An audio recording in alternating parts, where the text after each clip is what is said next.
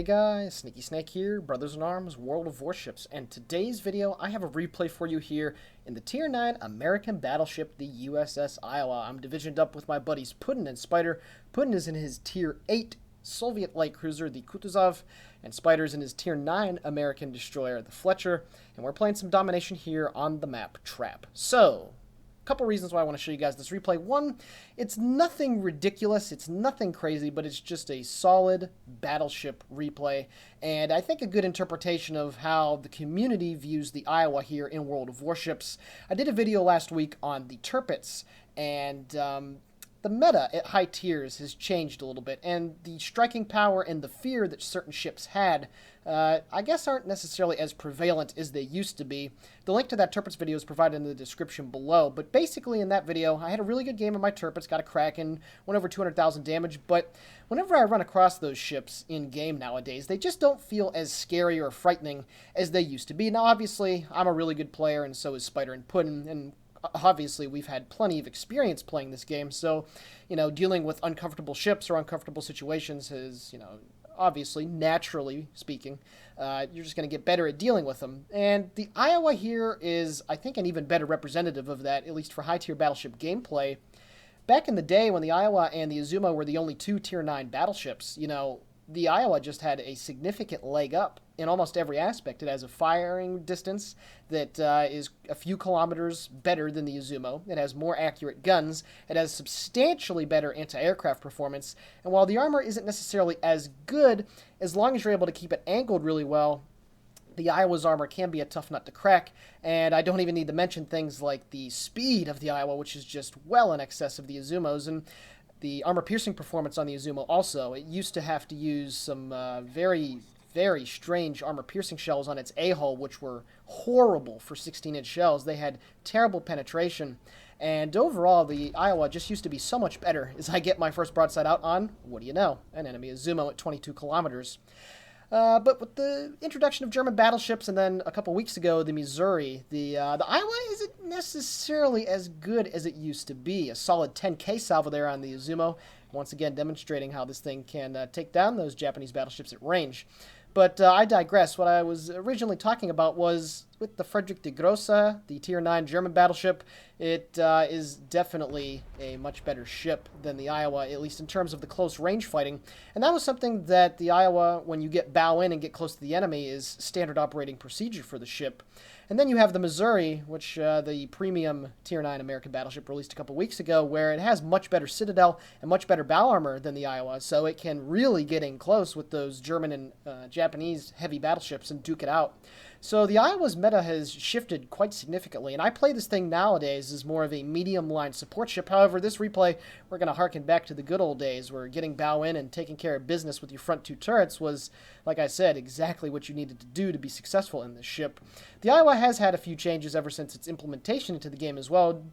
Most notably, being the AA has taken significant nerfs. It has somewhat retained its status, and you can still get over a 100 rating on this ship with the proper equipment setup, but the Iowa isn't as scary AA-wise as it used to be, and with the lack of carriers in the game and the introduction of more powerful battleships, I've found myself having a bit more difficult of a time getting better results in this thing.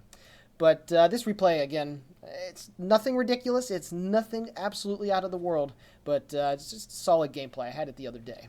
So at the moment, we've captured Objective Alpha, the enemy team has captured Objective Charlie, and there's a couple destroyers in Bravo, so obviously no team is capturing it at the moment. 283 to 344, we've already lost one of our cruisers, and unfortunately it was the Tier 9 Rune, so our most powerful cruiser on our team has already been taken out this quick into the game. Get my two forward guns here out on the North Carolina, and that is one thing that the Iowa does have a nice advantage over. Again, the range on the Iowa is a little bit bigger than the North Carolina. The Iowa has a range of over 23.5 kilometers, which is really nice, and due to pretty decent concealment on this ship, it really helps you get the first shot off in almost every situation.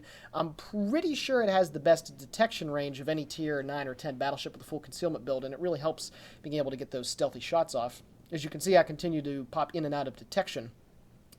Getting ready for another salvo here on the Azuma. Get my two forward guns going, and I swing my third turret into play. And yeah, the Azuma really does have to close the distance to be able to deal significant damage to the Iowa. The Iowa's Citadel armor is just over 300 millimeters. I believe it is 12 inches. Don't quote me on that, but it is something that is rather lackluster, at least on paper. And this thing takes Citadels even worse than the North Carolina. Basically, there is a very small margin of error in the ship. If you're angled improperly, you're going to bounce almost everything except Yammy shells. Then as soon as you give up just a bit of a broadside, all of a sudden, they're getting Citadels and rolling in 20k salvos or more with every time they shoot the gun. Get a broadside out on the destroyer that was trying to squeeze through the smoke, and I do manage about 4,000 damage there on that enemy Benson, so only one shell hit, but it penetrated the majority of the length of the ship. So 23,000 damage so far, not too bad. The scores are 370 to 356 as the enemy team loses their low yang courtesy of Puddin, so the first kill in the division, 373 to 359, and I am pushing into Objective Bravo, and right here, this will probably harken back to those good old days with the Iowa players that are going to be watching this replay. Get the two forward turrets out on the enemy Dmitry Donskoy, the Tier 9 Soviet light, maybe heavy cruiser, not really sure. Those 180 millimeter guns are bigger than a light cruiser, but smaller than a typical heavy cruiser.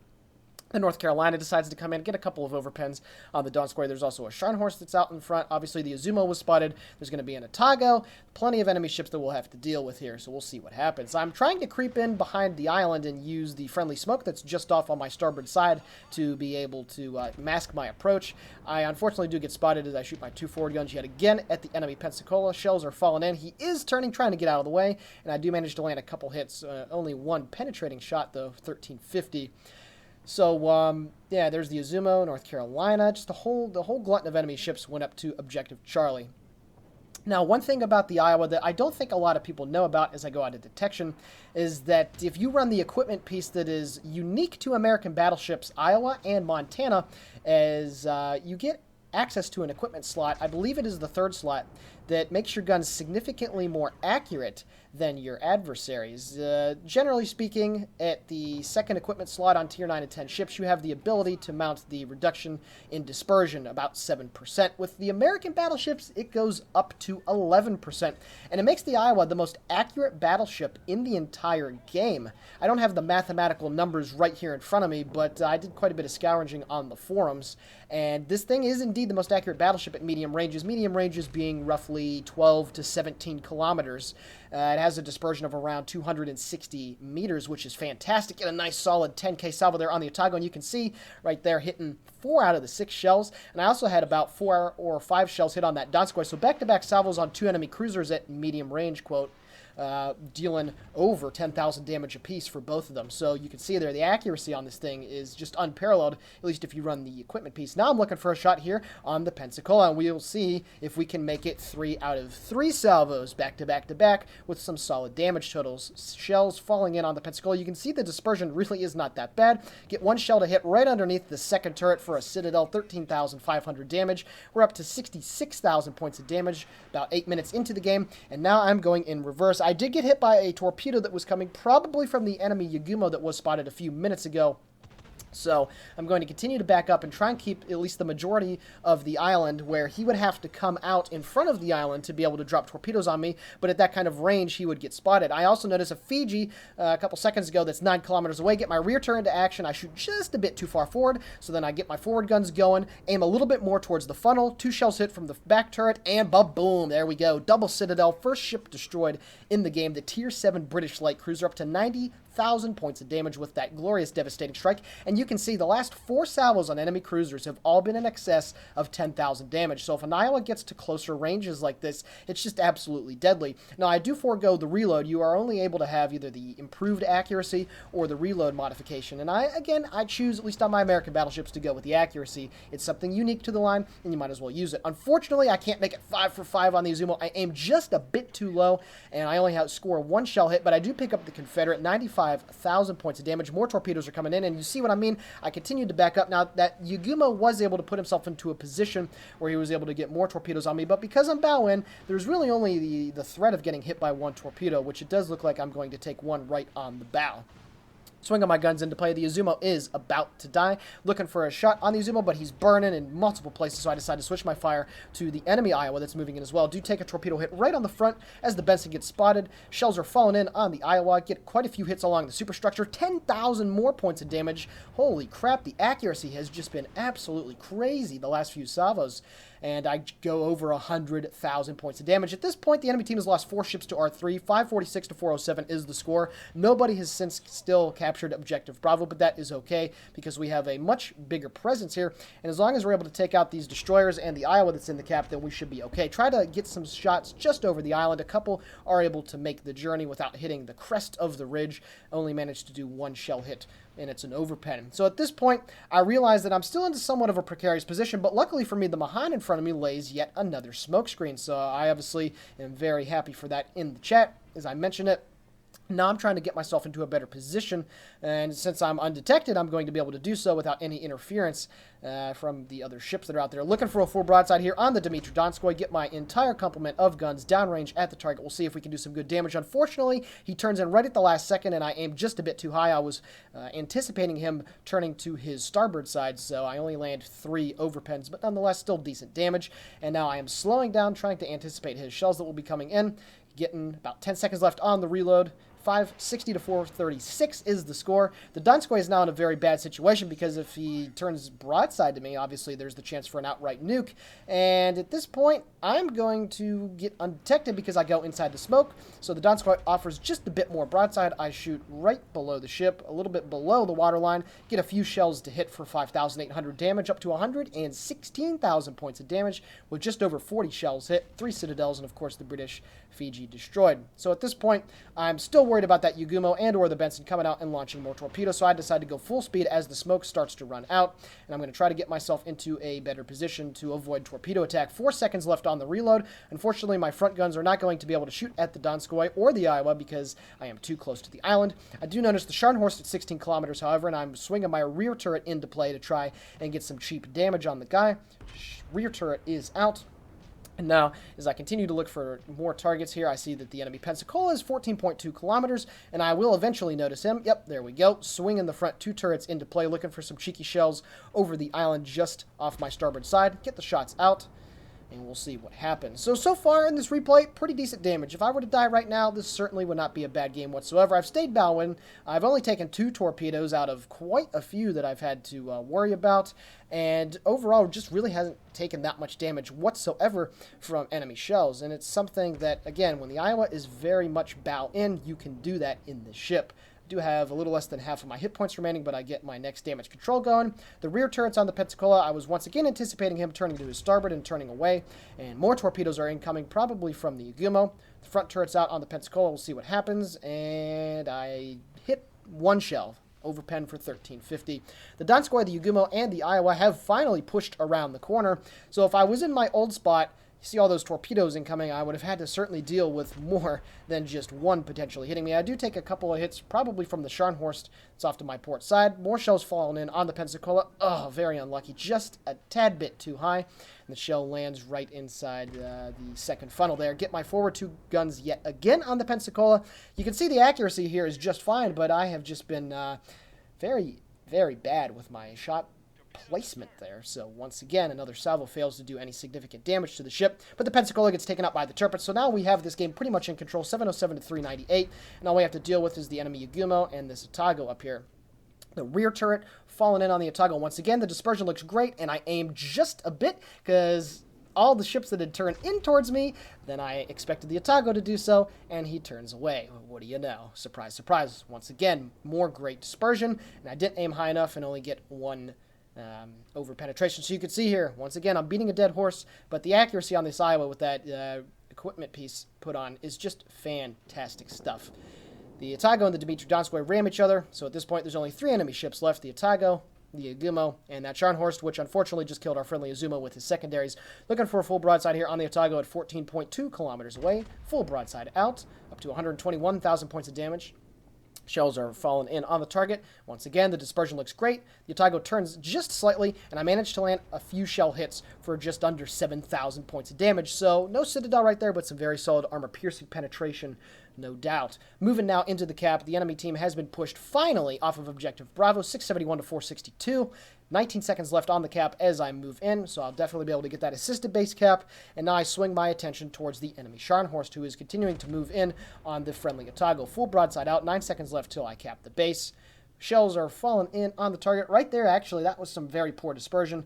and I only manage a couple of shell hits, and only one of them does any damage. Assisted base capture taking care of about 130,000 points of damage done. Once again, very solid stuff. My buddy Puddin in his Kutuzov is now getting some more shots here on the enemy Scharnhorst, and he is burning, and torpedoes are on the way from the Otago, which slam home as I zoom in for my next shot. Enemy Scharnhorst taken care of. Only 2 ships remaining on the enemy team. And now I'm swinging my attention towards the Otago, who will inevitably, be coming back to try and deal with the cap. 7:59 to 4:32. I do get detected by the airplane.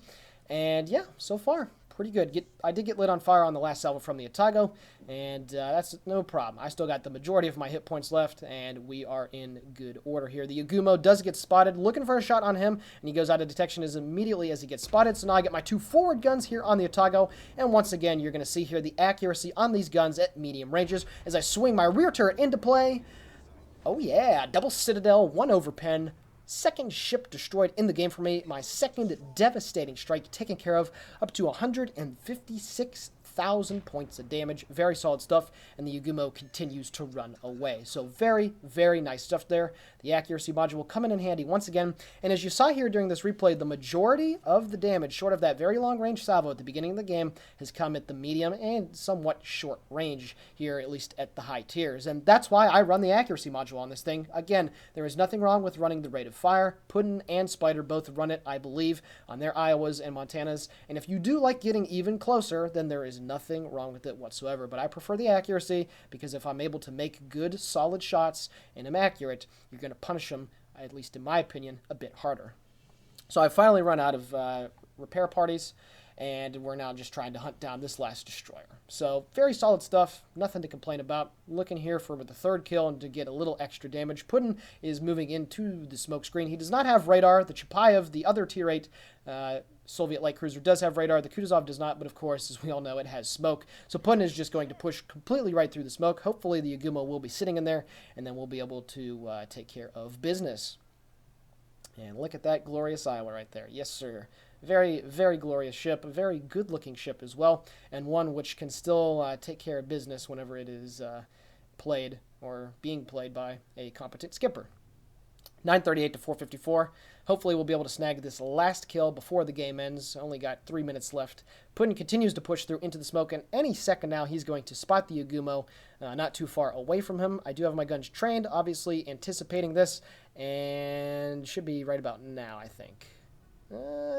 Come on, Yagumo! Where you at? There we go. Yagumo gets spotted, swinging the guns into play, get the full broadside out. Puddin hits him quite a few times with his entire complement of guns, and then I kill steal because dude. Great game here in the Iowa on trap. Alrighty, guys, taking a look now at the post-battle results. 537,000 credits received, just over 10,000 total XP. This was the first win of the day. I pick up a plethora of medals, including Fireproof, Dreadnought, 2 Devastating Strikes, High Caliber, and Confederate. What a solid bling-bling to pick up here in the Iowa. 157,000 points of damage done off of 54 target hits and 5 Citadels, 1 assisted base capture, 3 ships destroyed, and a few target hits with the secondary battery. Team score now, 2,616 base XP. Puddin had 2 kills himself, and Spyder ended up with 1, and we all ended up with over 1,900 base XP. So a solid performance by the division, and the best, of course, by myself in the Iowa. So thank you guys very much for watching this video. The Sneaky Snake here for Brothers in Arms World of Warships, signing off. Have a great day, everybody.